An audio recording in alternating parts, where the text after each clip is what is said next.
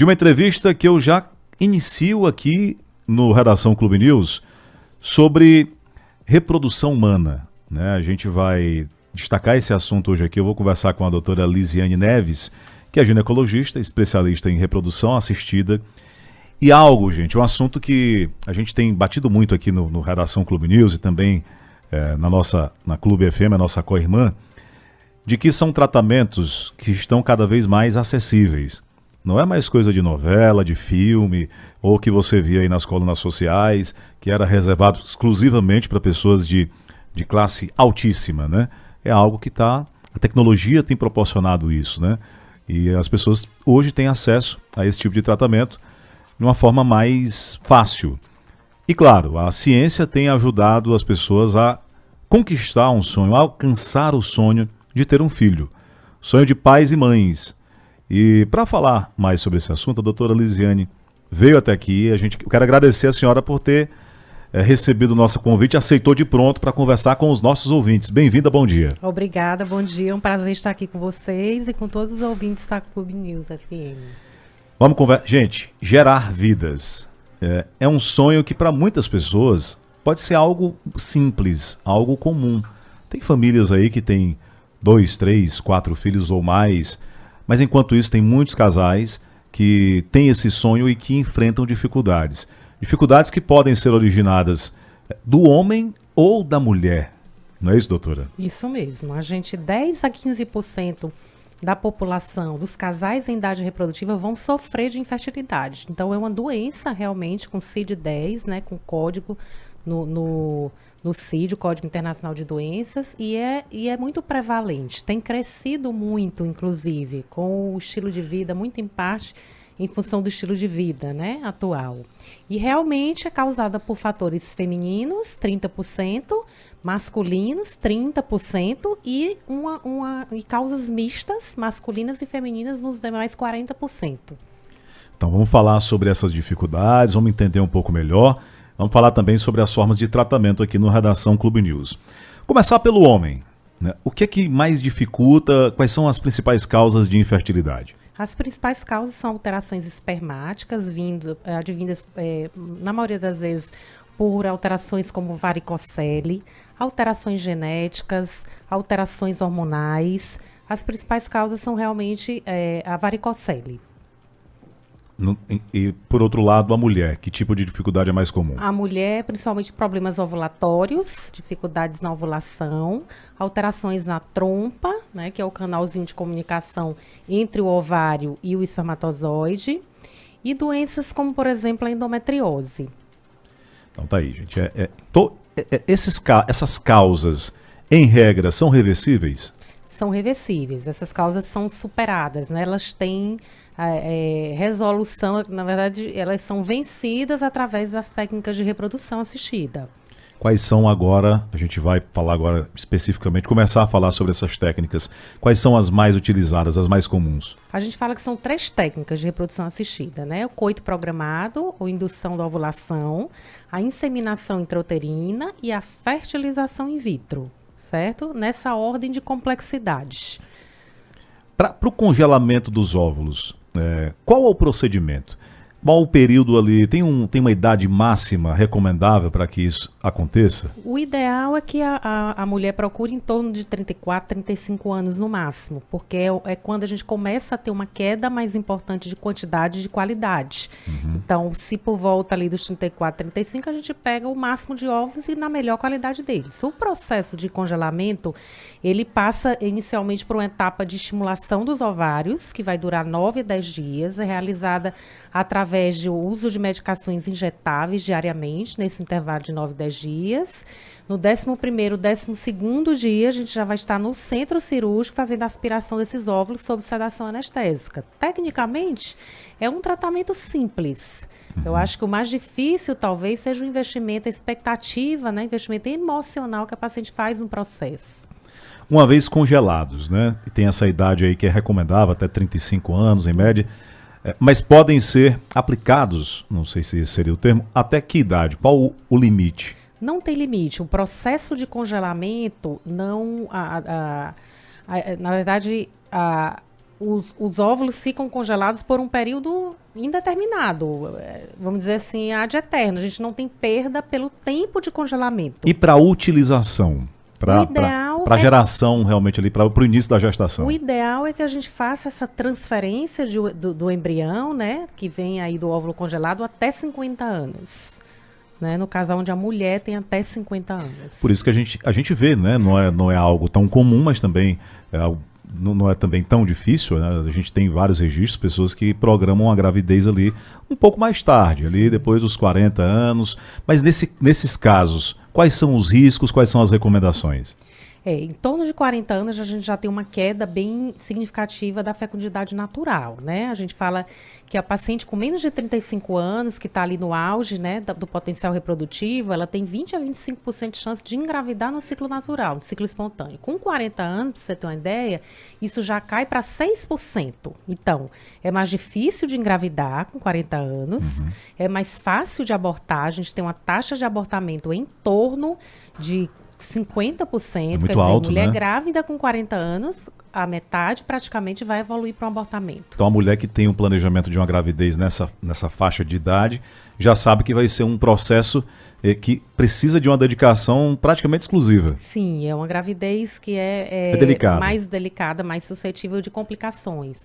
E além disso, a gente também tem um aumento significativo das doenças genéticas que se elevam com a idade materna, né? As síndromes congênitas. Para o bebê, não é? Para o bebê. Isso tem uma expressão, a prevalência maior a partir de 40 anos. Então, essa média de idade ali dos 35, um pouquinho mais ali, é válida tanto para a questão do congelamento dos óvulos, como também para o processo de gestação. Isso. O ideal é que a gente complete a família até 35 anos. Só que a mulher hoje realmente assumiu um papel social, econômico, financeiro, enfim, e a gente realmente vê um adiamento, né, social da reprodução. Aí 38 anos é aquela idade que começa a angustiar. A gente tem assim, realmente um impacto nas estatísticas, né, de gravidez, de abortamento, de síndromes congênitas. 40 mais ainda, 43, máximo 45 anos, a grande maioria das mulheres perde a capacidade reprodutiva simplesmente pela questão ovular. Mulheres na menopausa e que desejam ter filhos, ainda podem? Pode, mas aí a gente vai ter que considerar a gravidez com óvulos doados, né? Porque menopausa significa fim do ovário, né? Falência ovariana completa. Daí a gente já não consegue mais esses óvulos para fazer o procedimento.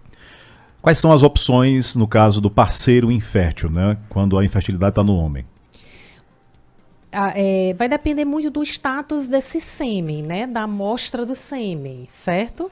Se a gente tiver alterações leves, a gente pode considerar inseminação intrauterina, que é aquela técnica que a gente faz um preparo do sêmen, injeta um concentrado do sêmen dentro da cavidade do útero e espera que a fecundação, o encontro do espermatozoide com o óvulo aconteça naturalmente. Então essa é uma primeira opção. Essa é uma primeira opção, para aqueles fatores masculinos leves, né? Fator masculino grave, onde a gente tem uma concentração muito importante, uma queda muito importante na concentração espermática ou na movimentação desses espermatozoides, na morfologia, na forma deles, enfim, a gente tem que considerar a fertilização in vitro, que é essa técnica um pouquinho mais complexa, que daí a gente pega o óvulo no centro cirúrgico, pega o espermatozoide e a embriologista enfia esse espermatozoide dentro do óvulo. Então aí é uma segunda opção para a utilização do espermatozoide do parceiro. Do parceiro, isso. E uma terceira opção? A terceira opção quando a gente tem uma azospermia, né? Que o paciente é completamente zerado, ele não tem espermatozoide no ejaculado.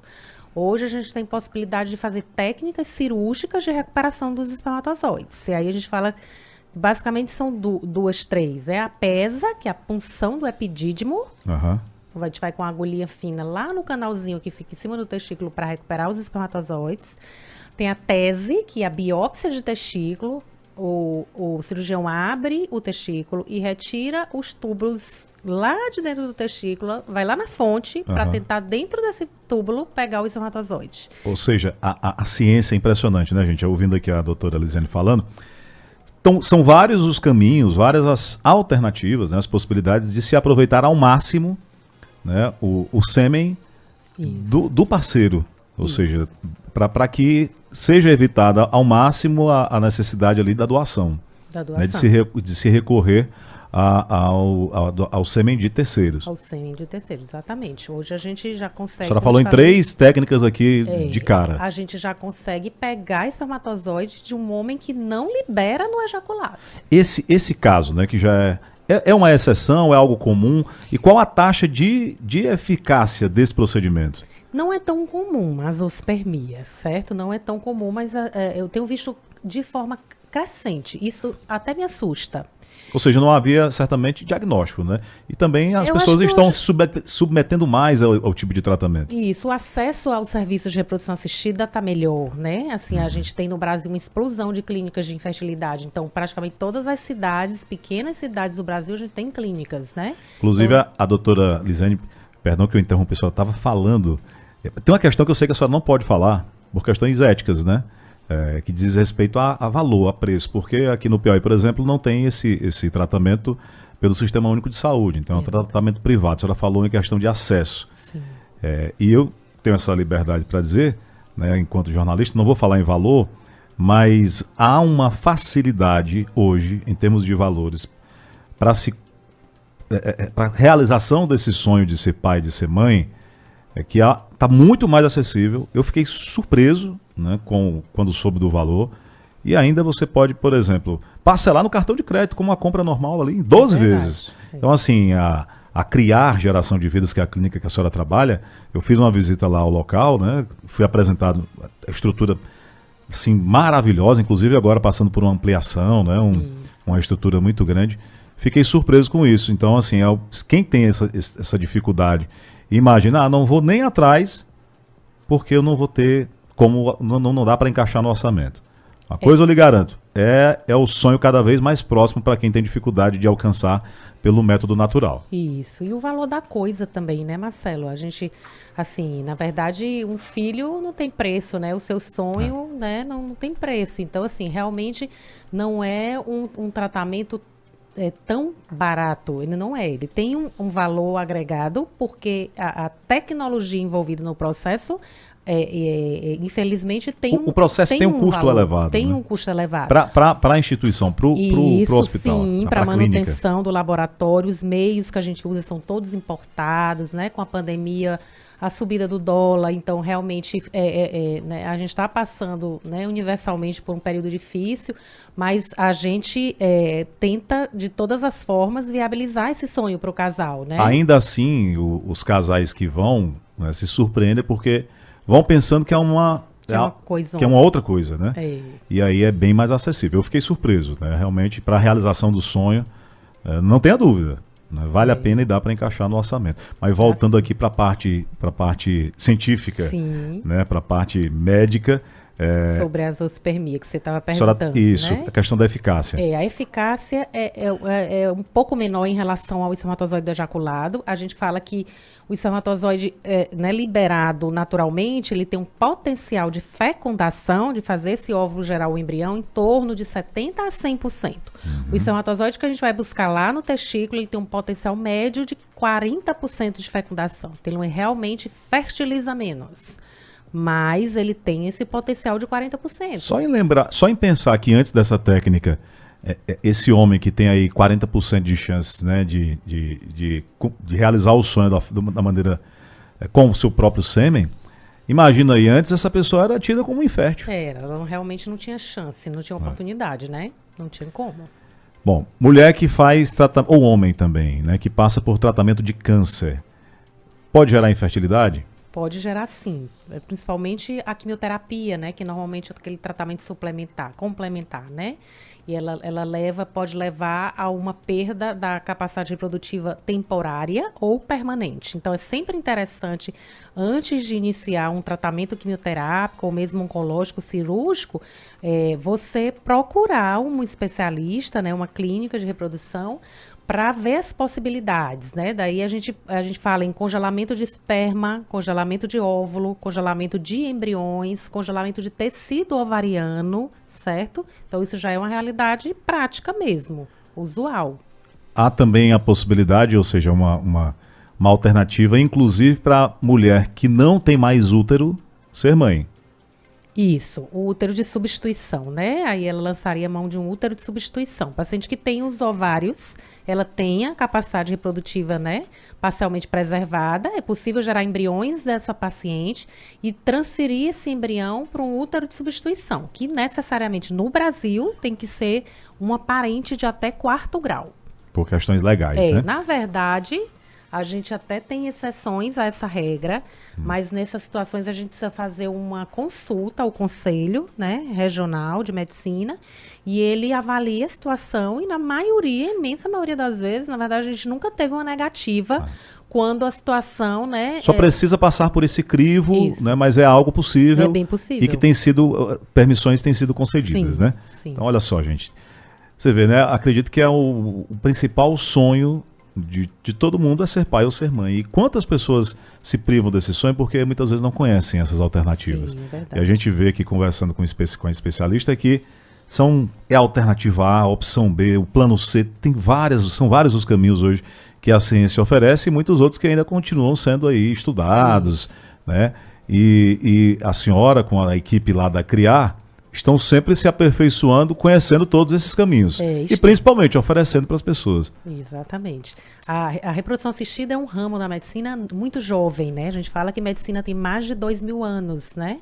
Reprodução assistida, ela tem pouco mais de 40 anos. 45, 40, na verdade, 47 anos. Então, é um ramo jovem. As verdades são muito transitórias, como na medicina, e muita coisa, muitas perguntas sem resposta, né? A gente tem, mas a gente vê uma evolução muito rápida disso, né? A genética, que é ali muito associada com a reprodução assistida, é impressionante a evolução que hoje o homem é impressionante, é fascinante até onde a gente já consegue ir hoje, né? Muito legal. Vamos fazer aqui um outro trash aqui. Uma cirurgia bastante comum, um processo cirúrgico que está muito comum hoje é o processo de vasectomia. Sim. Mas vai lá que o casal depois muda de ideia, ou então o homem depois está em um outro relacionamento, ou por qualquer motivo, enfim. Quer ser pai novamente, mudou de ideia, não, agora eu quero ser pai, mas não quero passar pelo processo de reversão aqui da cirurgia, é possível? Totalmente. Na verdade, assim, fica a dica. Antes de fazer a vasectomia, faça a preservação do sêmen, porque essas situações são muito comuns, Marcelo. A gente vê muito mesmo, assim, arrependimento pós um procedimento definitivo, tanto no homem como na mulher. E o congelamento do sêmen é extremamente simples, não dói nada. Chegou lá, masturba, ejaculou, faz o congelamento da amostra. Barato, muito barato o congelamento seminal. E fica também para o resto da vida. E aí, certo? Depois não precisa passar por qualquer procedimento, qualquer tratamento. Nenhum procedimento cirúrgico. Mas para quem não fez o congelamento. Para quem não fez, aí entra aquela pesa que eu falei, que é a punção do epidídimo, que é um procedimento tecnicamente simples também. Não tem corte, com agulhinha fina, a gente consegue acessar esses espermatozoides. Nesse caso, a taxa de sucesso é maior para quem tinha dificuldade natural? Para quem tinha dificuldade natural, sim. Porque antes da vasectomia, o homem não tinha, vamos lá, uma situação hipotética aqui, o homem não tinha qualquer problema de infertilidade, né? Teve filhos, por exemplo, lá naturalmente. E aí fez a vasectomia. Então, inicialmente ele não tinha nenhum problema lá de infertilidade. Sim. Essa punção, né? Essa fala, é muito tranquila e o resultado, ele tem uma eficácia maior em relação àquele outro procedimento que a senhora citou? Tem. A senhora citou os 40% aqui há pouco? Sim. A taxa de recuperação de espermatozoide na punção de epidídimo por vasectomia é bem alta. Chega a 95% dos casos a gente consegue recuperar e a taxa de fertilização desse espermatozoide já do epidídimo já é quase o do ejaculado, então praticamente é muito semelhante. A senhora falou há pouco, fica a dica, eu digo, volta a dica. Né? Se você vai fazer vasectomia, pense na possibilidade, né? Cogite aí a possibilidade de fazer o congelamento do sêmen. Né? Tranquilo. Isso. Olha como a gente aprende conversando com um especialista. Né? Eu conversando aqui com a doutora Lisiane Neves, que é da Criar Reprodução, Geração de Vidas, Criar Vidas. Lá tem a equipe, a senhora, doutora Joeline Cerqueira. Doutor Gilberto, doutor Emanuel, doutor Evangelista, que é um sócio do Ceará. Somos 5 sócios e a gente conta com uma equipe multidisciplinar muito bacana, que faz muita diferença em muita parte do processo, que é a doutora Érica, nutricionista, Érica Moura, doutora Magda Campos, que é a nossa psicóloga, a fisioterapeuta, que é a Flávia. Acho que eu tô com medo de esquecer alguém, gente. O rádio, se fosse na TV, era possível que esquecesse algum. Se lembrar, a gente volta aqui. As técnicas de enfermagem que são maravilhosas, nossas recepcionistas, nossa Edna, eu dizendo, bacana. Há pouco eu falei aqui que fui conhecer a estrutura. Então, se tem tantos profissionais e se a estrutura está crescendo, gente, é um prédio enorme. Eu fiquei impressionado com o centro cirúrgico. Sim. Porque qualquer centro cirúrgico, ele já obedece ali a uma série de exigências de protocolos mundiais. Mas no caso da reprodução assistida, ainda tem um plus, né? Porque até o ar-condicionado, gente, ele é ultraprocessado. O ar que circula dentro do centro cirúrgico, se eu estiver falando bobagem, a senhora me corrige aí. É ultraprocessado. Tem um tratamento do ar, né, com uma aferição lá diária que não pode entrar uma gotícula sequer de qualquer substância estranha. Isso. Nosso laboratório é classificado, né? Quando a gente fala em termos de purificação do ar, isso faz muita diferença na qualidade final do embrião, né? São vários filtros para fazer para barrar, né, essas micropartículas que podem contaminar o ambiente e realmente prejudicar a qualidade embrionária final. Muito obrigado por ter vindo, doutora Lisiane Neves, da Criar Geração de Vidas, que é parceira, empresa parceira aqui do Sistema Clube de Rádios, aqui com a gente na Clube News FM e também na Clube FM. Um bom dia para a senhora, um bom fim de semana. Bom dia. Leve lá o nosso abraço para toda a equipe. Ok, muito obrigada. 10h05.